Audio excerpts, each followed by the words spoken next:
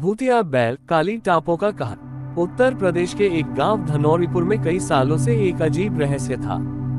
गांव के बूढ़े कहते थे, अमावस की रात काले बैल की टापें सुनाई देती हैं। जो भी उसके सामने आए वो फिर कभी लौट कर नहीं आता।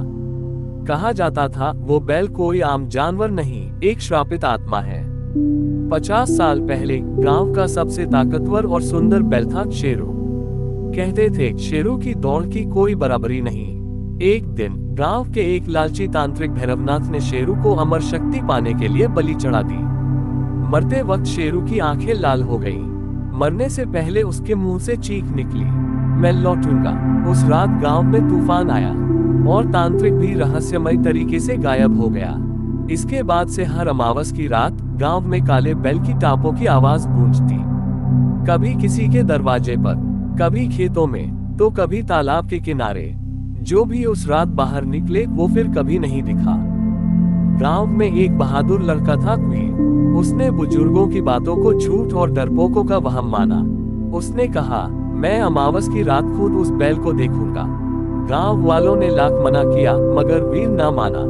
अमावस की रात आई, आसमान में काले बादल, ठंडी हवा और पूरा गांव सन्नाटे में।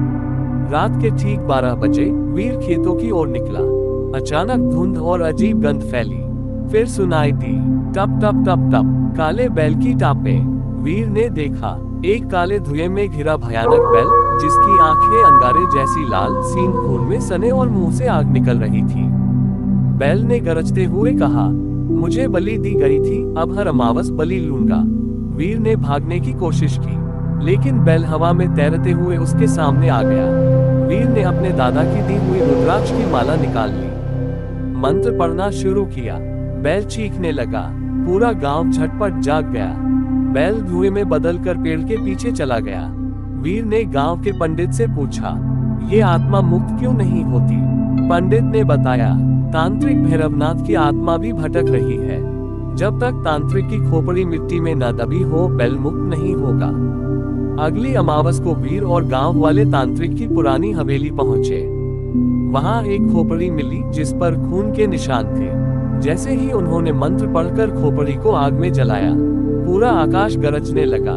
काला बैल प्रकट हुआ। धुआं, आग और चीखों के बीच बैल तड़पता हुआ बोला, अब मेरी आत्मा मुक्त कर दी, और वो आग में समा गया। उसके बाद गांव में कभी काले बैल की टापें नहीं सुनाई दी। मगर लोग आज भी अमावस की रात घरों के दरवाजे बंद रखते हैं, क्योंकि कहा जाता है कभी कभी हवा में बैल की परछाई दिखती है।